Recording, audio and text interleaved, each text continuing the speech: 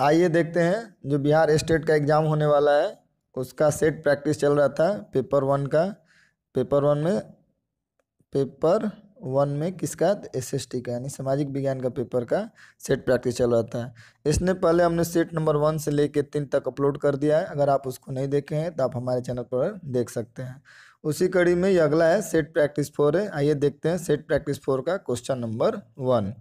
मादा पशुओं में बच्चे पैदा होते समय कौन सी हार्मोन अधिक सक्रिय होता है? तो हो जाता है ऑक्सीटोसिन। निम्नलिखित में से कौन सी नस्ल संसार में सबसे अधिक दुग्ध उत्पादक है? इसमें कौन सा हो जाएगा? तो हो जाता है होल्स्टीन फ्रीजियन। क्या हो जाएगा? होल्स्टीन फ्रीजियन, जो क्या करता है, सबसे अधिक दूध उत्पादन का नस्ल है। गाय और भैंसों में एंथ्रेक्स फैलाने के लिए निम्नलिखित में से कौन सा प्रेरक एजेंट जिम्मेदार होता है? तो क्या होता है? जीवाणु होता है। गेहूं की बैकिंग गुणवत्ता खाली स्थान के कारण होता है। किसके कारण होती है बैकिंग गुणवत्ता? ये हो जाता है ग्लूटेन के कारण। धान के लिए सामान्यतः प्रयोग होने वाला खरपतवार नाशक है। ये हो जाता है 2,4-D। क्या नाम है? खरपतवार नाशक का नाम है। निम्नलिखित में से कौन सी हरित ईंधन का स्रोत है? इसमें हरित ईंधन का स्रोत कौन सा है? तो हो जाएगा करंज। हरित क्रांति का लाभकारी वरदान किस विशेष फसलों के लिए हुआ था? तो खाद्यान्न फसलों के लिए, जिसमें गेहूं और चावल हो जाएगा। हरित क्रांति का देने की गेहूं और चावल के उत्पादन में काफ़ी अधिक वृद्धि हुई और खाद्यान्न की पूर्ति आसानी से हो चुकी। सबसे अधिक गेहूं पे हुआ, उसके बाद चावल पे हुआ। हरित क्रांति का जनक किसे माना जाता है? तो नॉर्मन बोरलॉग्स को माना जाता है, जो विश्व में हरित क्रांति के जन्मदाता के रूप में जाना जाता है। कब हुआ हरित क्रांति? तो 1960 में। आगे देखते हैं क्वेश्चन नंबर 8। पौधों का कौन सा भाग फूल बनाने के उद्दीपन ग्रहण करता है? ठीक है, तो इसमें हो जाएगा पर्ण। एक पारिस्थितिकी तंत्र के विभिन्न घटकों से होकर पोषक तत्वों का गुजरना कहलाता है। ये क्या कहलाता है? तो जैव भू रसायन चक्र कहलाता है। इको मार्क उन भारतीय उत्पादों को दिया जाता है, कैसे को दिया जाता है? जो पर्यावरण के प्रति क्या होते हैं? मैत्रीपूर्ण होते हैं। निम्नलिखित में से कौन सा एक जीवाणुविक क्रिया द्वारा अपघटित नहीं होता है? क्या दिया हुआ इसमें? नहीं होता है। तो प्लास्टिक पदार्थ ऐसा चीज है जो दिया है कि कौन सा हो जाएगा? तो ये प्लास्टिक पदार्थ हो जाएगा। मानव गतिविधियों से परिवर्तित पर्यावरण कहलाता है। क्या कहलाता है? तो एंथ्रोपोजेनिक पर्यावरण कहलाता है। आगे देखते हैं क्वेश्चन नंबर 13। किसी एकल जाति एवं उसके आवास के पर्यावरणीय घटकों का अध्ययन क्या कहलाता है? तो ये स्वपारिस्थितिकी कहलाता है। भूकंप के केंद्र के ठीक ऊपर पृथ्वी की सतह पर स्थित बिंदु को कहते हैं, क्या कहते हैं? ये अधिकेंद्र कहा जाता है, जिस केंद्र से क्या होता है? भूकंप बाहर निकलता है। भूकंप का अध्ययन क्या कहा जाता है? सिस्मोग्राफी। और भूकंप किस स्केल पर नापा जाता है?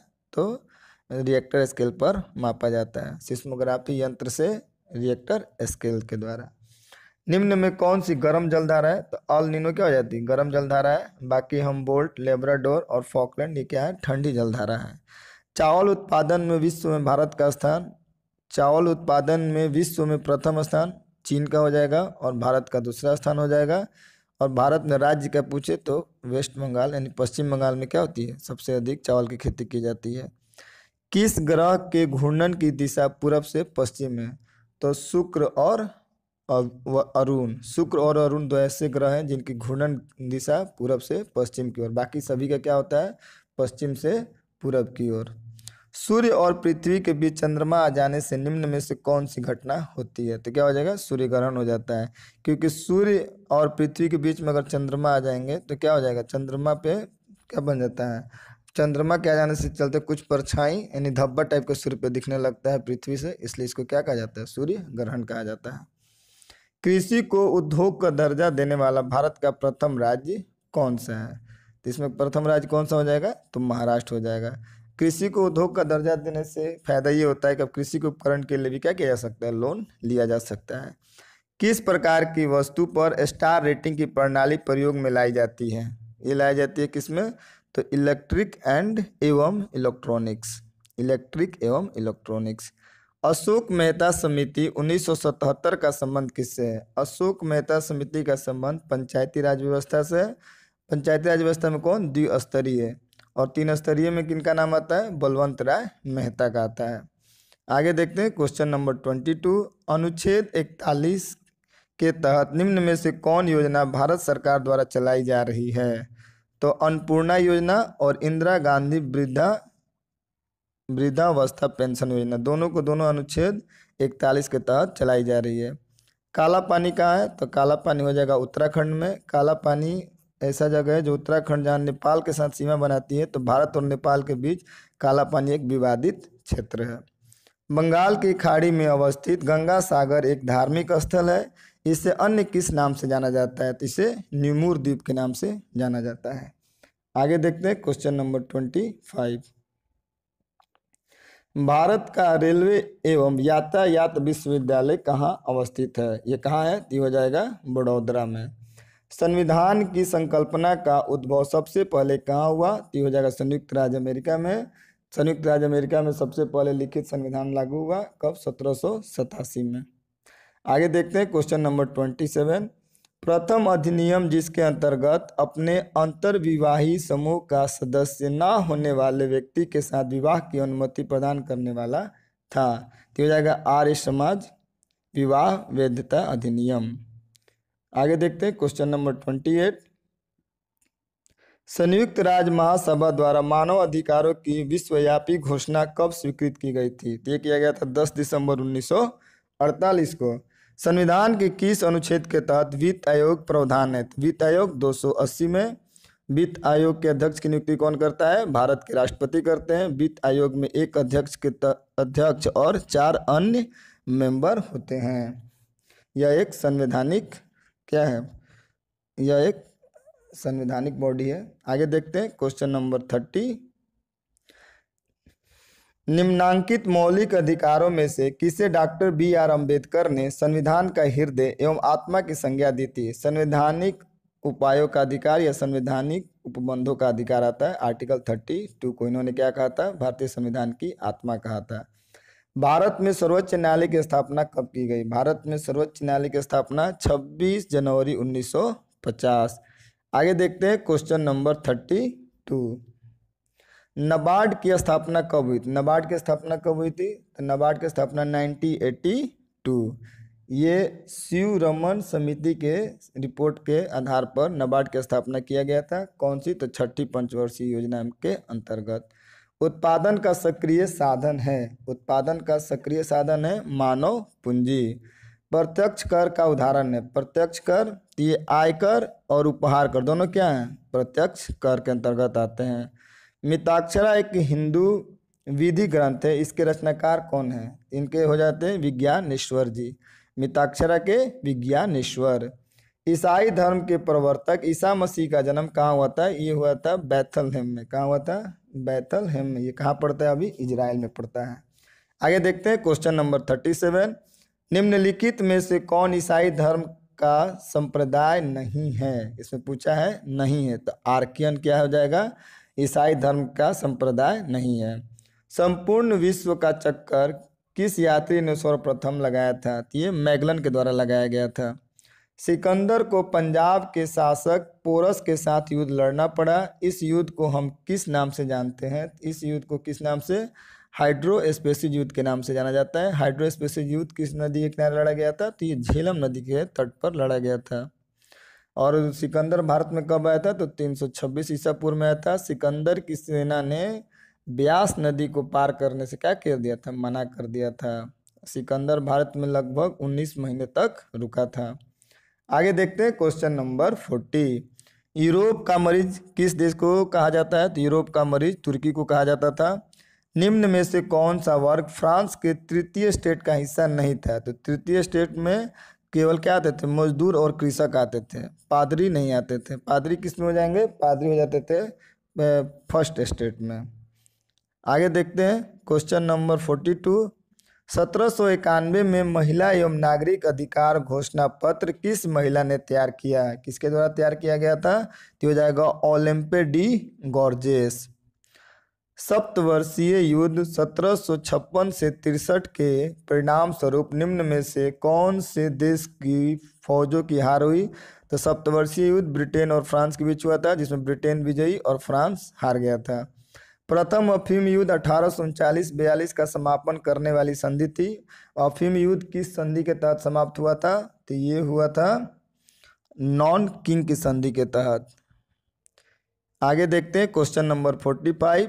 यूटोपिया के लेखक कौन थे?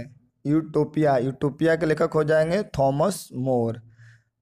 प्रोटेस्टेंटवाद, ठीक है, प्रोटेस्टेंटवाद के जनक कौन थे? इसके जनक कौन जाएंगे? Martin Luther king. प्रथम विश्व युद्ध के दौरान कौन सा देश 1915 में ब्रिटेन के खिलाफ केंद्रीय बलों में शामिल हुआ? तो हो जाएगा बुल्गारिया। प्रथम विश्व युद्ध कब से कब हुआ? 1914 से 1918 तक। 1917 में अमेरिका भाग लेता है और प्रथम विश्व युद्ध 18 में समाप्त हो जाता है। आगे देखते हैं क्वेश्चन नंबर 48। बोस्टन बंदरगाह पर 340 चाय के बॉक्सों को 16 दिसंबर 1773 को सैमुअल एडम्स के नेतृत्व में समुद्र में फेंका गया। इस घटना को किस नाम से जाना जाता है? इसको बोस्टन टी पार्टी की घटना के नाम से जाना जाता है। 29 अप्रैल 1954 को पंचशील समझौता भारत और चीन के बीच। पंचशील समझौता किसके किसके बीच हुआ है? भारत और चीन के बीच। प्रथम विश्व युद्ध जो 14 से 18 तक हुआ, इसका तत्कालीन कारण क्या था? तो फर्नांडिस के सिरोंजा हत्याकांड। फर्नांडिस के जो राजकुमार और राजकुमारी थी, जो वहाँ घूमने गए थे, ऑस्ट्रिया के जो राजकुमार और रानी थी, उनका क्या कर दिया गया? दिन दहाड़े सिरोंजा में हत्या कर दिया गया। यही प्रथम विश्व युद्ध का तत्कालीन कारण बना। आगे देखते हैं क्वेश्चन नंबर 51। औरंगजेब ने किस सिख गुरु की हत्या 1675 ईस्वी में करवाई? औरंगजेब ने किसकी हत्या करवाई थी? तो गुरु तेग बहादुर का। गुरु तेग बहादुर कौन थे? ये 9वें गुरु थे। और गुरु गोविंद सिंह 10वें गुरु थे। इन्होंने 5 प्रकार के ककार को कहा प्रतिपादित करने के लिए। कंधा रखिए, केस रखिए, फिर कंधी रखिए, फिर कच्छा लगाइए, काड़ा पहनिए, कृपाल रखिए। आगे है गुरु अर्जुन देव, ये गुरु 5वें थे। इन्होंने क्या किया था? गोल्डन टेम्पल बनवाया था। और इनकी हत्या किसने? जहांगीर ने करा दी थी 1606 में। आगे देखते हैं। निम्नलिखित विद्वानों में से हड़प्पा सभ्यता का सर्वप्रथम खोजकर्ता 1921 में कौन था? 1921 में कौन थे? दयाराम साहनी। काकोरी डकैती घटना 9 अगस्त 1925, ठीक है। काकोरी घटना कब घटी? तो 9 अगस्त 1925 को घटी। इसके नायक कौन थे? तो राम प्रसाद बिस्मिल। ये भी क्वेश्चन आ जाता है कि काकोरी डकैती यानी ट्रेन घटना कब हुई थी? तो 9 अगस्त 1925 को। इसके नायक कौन थे? तो राम प्रसाद बिस्मिल। आगे देखते हैं क्वेश्चन नंबर 54।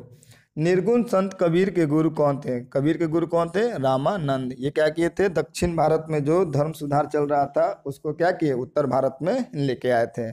निम्नलिखित में से किसने लखनऊ में सन 1857 के विद्रोह का नेतृत्व किया था? किसने किया था? तो हजरत महल ने। कुंवर सिंह कहाँ से नेतृत्व किए थे? तो ये किए थे जगदीशपुर से। रानी लक्ष्मीबाई झांसी से।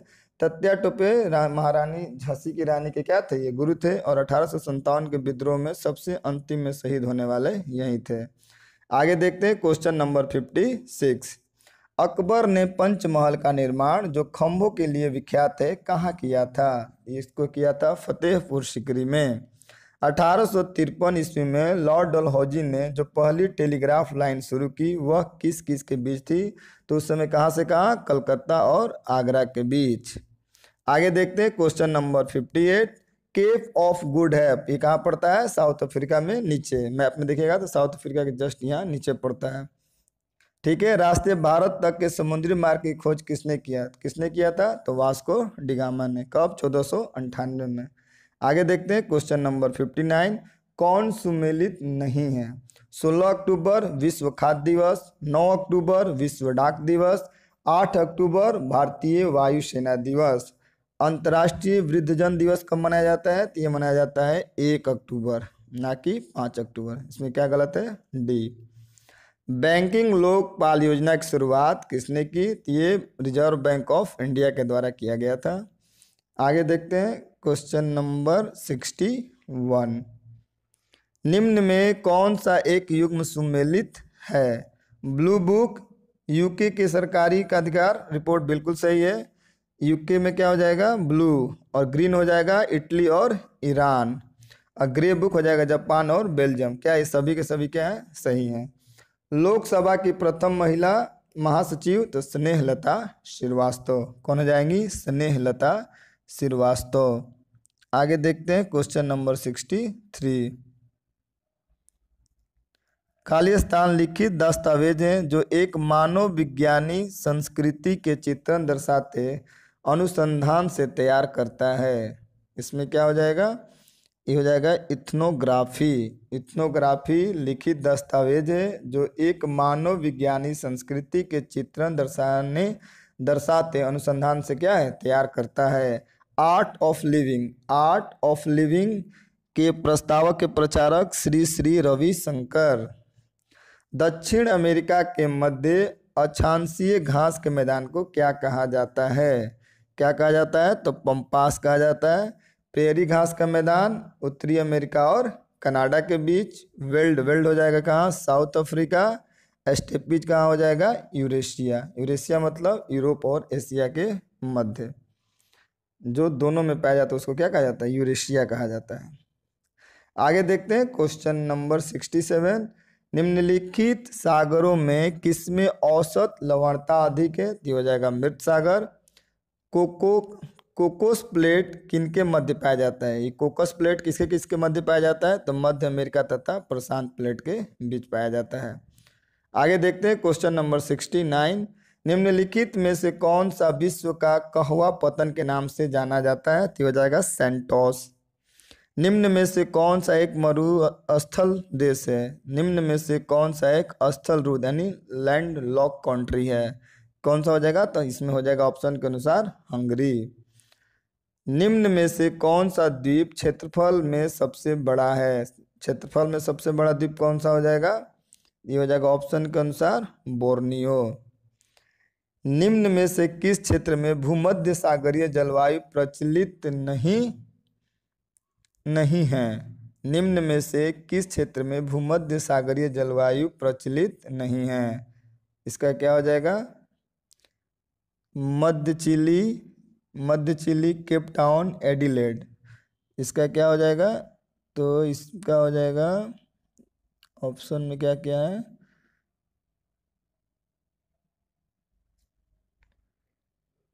एक बार फिर से देखते हैं क्वेश्चन नंबर 72।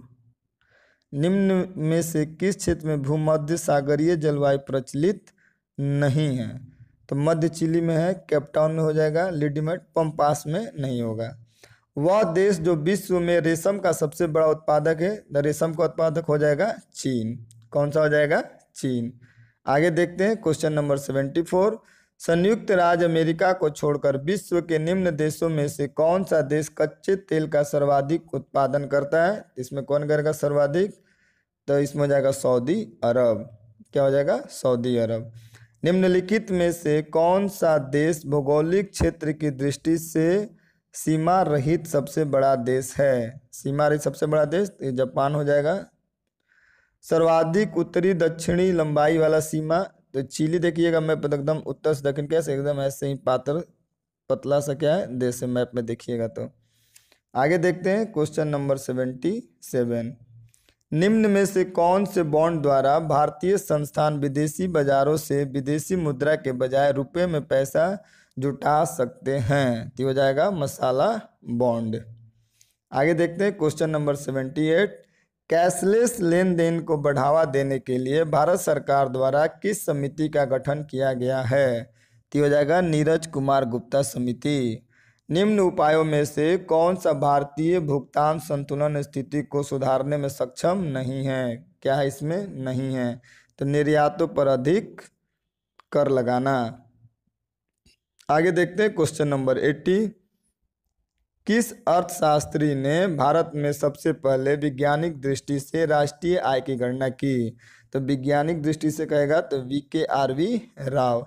अगर ऐसे पूछता तो हो जाते हैं ब्रिट पुरुष, क्या कहना उनका नाम है राजा राम मोहन राय। आगे देखते हैं क्वेश्चन नंबर 81। 2011 की जनगणना के अनुसार 2001 और 11 के दशक में जनसंख्या वृद्धि दर का प्रतिशत क्या था, तो 17.64। भारत में सेवा कर किसकी सिफारिशों से लागू हुआ? तो ये हो जाएगा राजा जे चलैया समिति की सिफारिश पर क्या हुआ? तो सेवा कर लागू किया गया था। भारत में पहली पंचवर्षीय योजना का आधार क्या था? तो पहली पंचवर्षीय योजना था हेराल्ड डोमर मॉडल पर आधारित, और महान लोनविस मॉडल किस पे हो जाएगा? द्वितीय पंचवर्षीय योजना। आगे देखते हैं क्वेश्चन नंबर 84। लेखानुदान बना है, ये बना है बजट पारित लंबित होने के कारण निधि आवंटन हेतु।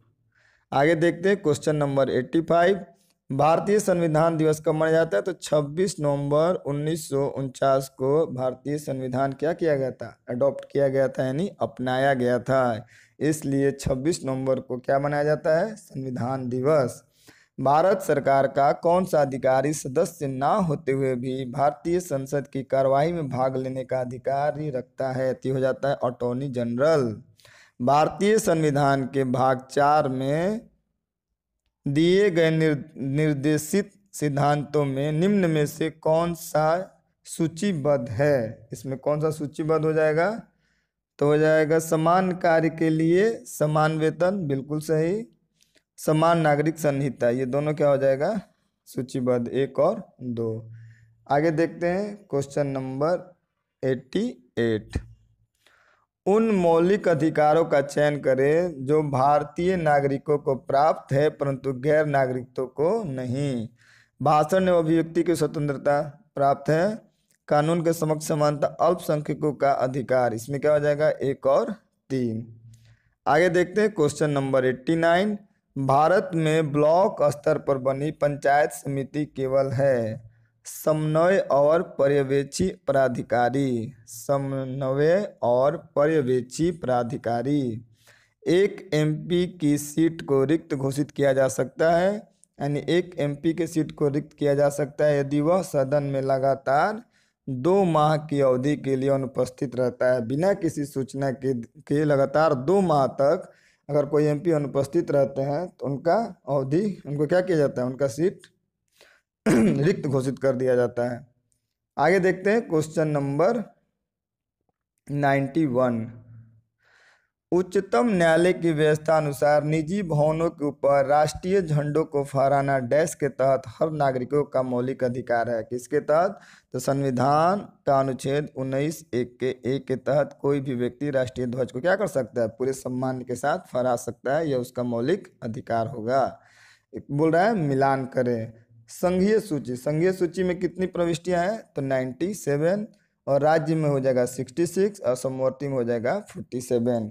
संघ सूची में जितनी प्रविष्टियां हैं उस पर नियम कानून केंद्र सरकार बनाता है, और जो राज्य सूची में 66 प्रविष्टियां, इस पर नियम कानून राज्य सरकार बनाएंगे। और समवर्ती सूची के अंतर्गत जो प्रविष्टियां, इस पर नियम कानून केंद्र और राज्य दोनों बना सकता है। लेकिन जैसे ही इस पर केंद्र सरकार कोई नियम बना देता है तो राज्य सरकार द्वारा बनाया गया नियम ऑटोमेटिक निरस्त हो जाता है। आगे देखते हैं क्वेश्चन नंबर 93। एक नया राज्य बनाने में संवैधानिक संशोधन के लिए कैसा बहुमत चाहिए? तो ये साधारण बहुमत चाहिए। आगे देखते हैं भारतीय संविधान की प्रस्तावना में समाजवादी शब्द किस संशोधन के तहत जोड़ा गया? तो 42वां संविधान संशोधन 1976 के तहत।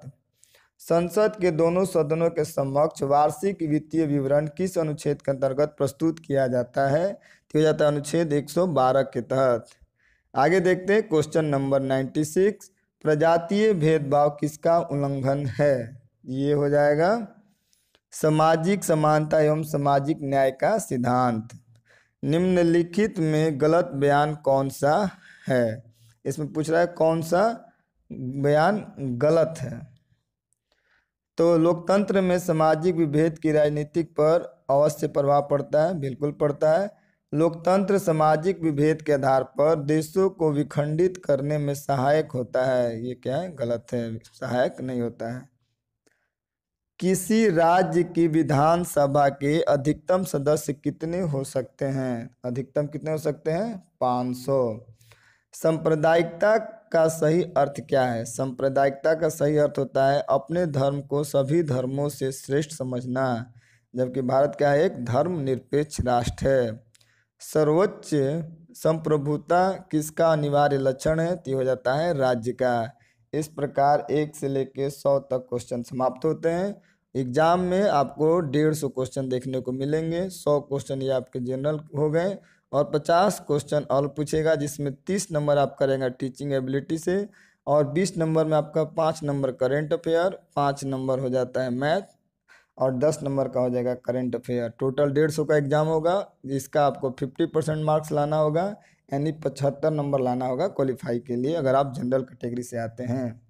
चलिए, इस प्रकार यह सेट नंबर 4 खत्म होता है। बहुत जल्द मिलते हैं अगले सेट नंबर 5 में। अगर आपको यह हमारा प्रयास अच्छा लगता है तो आप हमारे चैनल को सब्सक्राइब करें और हमारे वीडियो को लाइक करें। देखने के लिए आपका बहुत बहुत धन्यवाद। आइए देखते हैं, जो बिहार स्टेट का एग्ज़ाम होने वाला है उसका सेट प्रैक्टिस चल रहा था पेपर 1 का। पेपर वन में किसका? SST का, यानी सामाजिक विज्ञान का पेपर का सेट प्रैक्टिस चल रहा था। इसने पहले हमने सेट नंबर 1 से लेके 3 तक अपलोड कर दिया है। अगर आप उसको नहीं देखे हैं तो आप हमारे चैनल पर देख सकते हैं। उसी कड़ी में ये अगला है सेट प्रैक्टिस 4 है। आइए देखते हैं सेट प्रैक्टिस 4 का क्वेश्चन नंबर 1। मादा पशुओं में बच्चे पैदा होते समय कौन सी हार्मोन अधिक सक्रिय होता है? तो हो जाता है ऑक्सीटोसिन।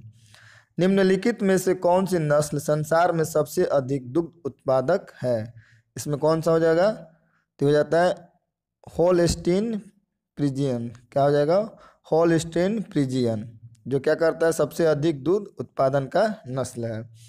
गाय और भैंसों में एंथ्रेक्स फैलाने के लिए निम्नलिखित में से कौन सा प्रेरक एजेंट जिम्मेदार होता है? तो क्या होता है? जीवाणु होता है। गेहूं की बेकिंग गुणवत्ता खाली स्थान के कारण होता है। किसके कारण होती है बेकिंग गुणवत्ता? ये हो जाता है ग्लूटेन के कारण। धान के लिए सामान्यतः प्रयोग होने वाला खरपतवार नाशक है। ये हो जाता है 2,4-D। क्या नाम है? खरपतवार नाशक का नाम है। निम्नलिखित में से कौन सी हरित ईंधन का स्रोत है? इसमें हरित ईंधन का स्रोत कौन सा है? तो हो जाएगा करंज। हरित क्रांति का लाभकारी वरदान किस विशेष फसलों के लिए हुआ था? तो खाद्यान्न फसलों के लिए, जिसमें गेहूं और चावल हो जाएगा। हरित क्रांति का देने की गेहूं और चावल के उत्पादन में काफ़ी अधिक वृद्धि हुई और खाद्यान्न की पूर्ति आसानी से हो चुकी। सबसे अधिक गेहूं पे हुआ, उसके बाद चावल पे हुआ। हरित क्रांति का जनक किसे माना जाता है? तो नॉर्मन बोरलॉग्स को माना जाता है, जो विश्व में हरित क्रांति के जन्मदाता के रूप में जाना जाता है। कब हुआ हरित क्रांति? तो 1960 में। आगे देखते हैं क्वेश्चन नंबर 8। पौधों का कौन सा भाग फूल बनाने के उद्दीपन ग्रहण करता है? ठीक है, तो इसमें हो जाएगा पर्ण। एक पारिस्थितिकी तंत्र के विभिन्न घटकों से होकर पोषक तत्वों का गुजरना कहलाता है। ये क्या कहलाता है? तो जैव भू रसायन चक्र कहलाता है। इको मार्क उन भारतीय उत्पादों को दिया जाता है, कैसे को दिया जाता है? जो पर्यावरण के प्रति क्या होते हैं? मैत्रीपूर्ण होते हैं। निम्नलिखित में से कौन सा एक जीवाणुविक क्रिया द्वारा अपघटित नहीं होता है? क्या दिया हुआ इसमें? नहीं होता है। तो प्लास्टिक पदार्थ ऐसा चीज है जो। आइए देखते हैं, जो बिहार स्टेट का एग्जाम होने वाला है उसका सेट प्रैक्टिस चल रहा था पेपर 1 का। पेपर वन में किसका? SST का, यानी सामाजिक विज्ञान का पेपर का सेट प्रैक्टिस चल रहा था। इसने पहले हमने सेट नंबर 1 से लेके 3 तक अपलोड कर दिया है। अगर आप उसको नहीं देखे हैं तो आप हमारे चैनल पर देख सकते हैं। उसी कड़ी में ये अगला है सेट प्रैक्टिस 4 है। आइए देखते हैं सेट प्रैक्टिस 4 का क्वेश्चन नंबर 1। मादा पशुओं में बच्चे पैदा होते समय कौन सी हार्मोन अधिक सक्रिय होता है? तो हो जाता है ऑक्सीटोसिन। निम्नलिखित में से कौन सी नस्ल संसार में सबसे अधिक दुग्ध उत्पादक है? इसमें कौन सा हो जाएगा? तो हो जाता है होल्स्टीन फ्रीजियन। क्या हो जाएगा? होल्स्टीन फ्रीजियन, जो क्या करता है? सबसे अधिक दूध उत्पादन का नस्ल है। गाय और भैंसों में एंथ्रेक्स फैलाने के लिए निम्नलिखित में से कौन सा प्रेरक एजेंट जिम्मेदार होता है? तो क्या होता है? जीवाणु होता है। गेहूं की बेकिंग गुणवत्ता खाली स्थान के कारण होता है। किसके कारण होती है बेकिंग गुणवत्ता? ये हो जाता है ग्लूटेन के कारण। धान के लिए सामान्यतः प्रयोग होने वाला खरपतवार नाशक है। ये हो जाता है 2,4-D। क्या नाम है? खरपतवार नाशक का नाम है। निम्नलिखित में से कौन सी हरित ईंधन का स्रोत है? इसमें हरित ईंधन का स्रोत कौन सा है? तो हो जाएगा करंज।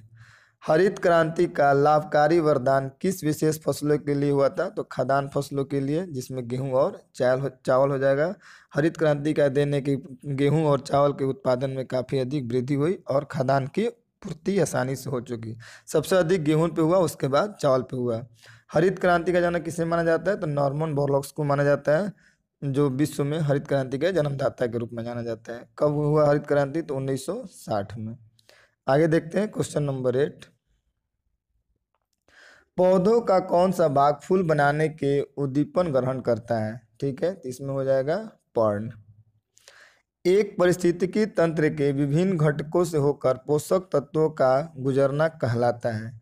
ये क्या कहलाता है? तो जैव भू रसायन चक्र कहलाता है।